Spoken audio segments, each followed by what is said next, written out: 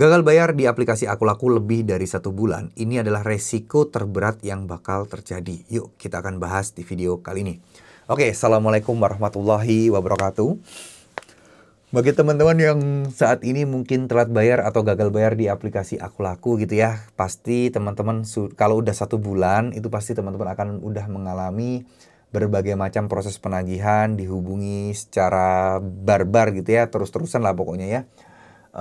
Tapi yang menghubungi kadang-kadang itu cuma robot gitu ya, yang bahasanya itu template dan seterusnya, yang penting mengganggu banget lah pokoknya. Tapi ya itu adalah aturan mereka ya teman-teman, yang kita nggak bisa pungkiri bahwa mereka pastinya juga akan berusaha untuk mendapatkan uang dari kita dengan cara kita membayar utang-utang kita ke mereka gitu. Nah, kalau misalnya ditanyakan lebih dari 1 bulan apa yang bakal terjadi, sebenarnya sih ya nggak gimana-gimana ya.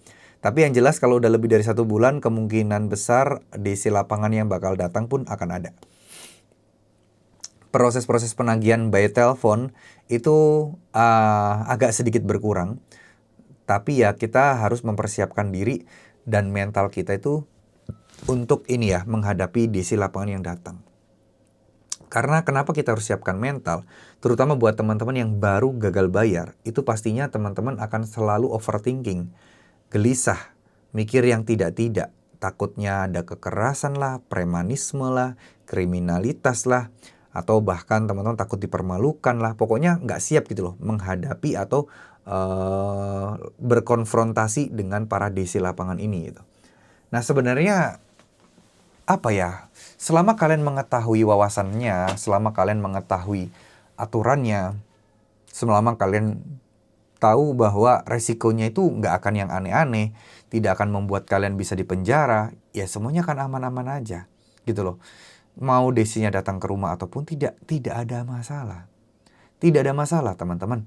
Jadi ya udah, hadapi aja, lakukan, persoalkan seperti manusia pada umumnya, mereka juga makan nasi.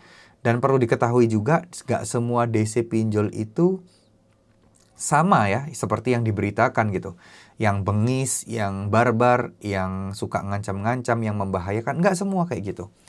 Ada juga dan banyak juga DC yang baik gitu teman-teman. Ada juga DC yang baik-baik, ada juga yang sopan-sopan pun juga ada ya.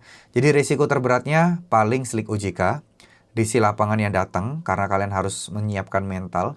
Slik OJK itu resikonya adalah kalian akan di blacklist ya, minjam apapun, ngutang apapun akan susah sekali dan akan berat sekali teman-teman.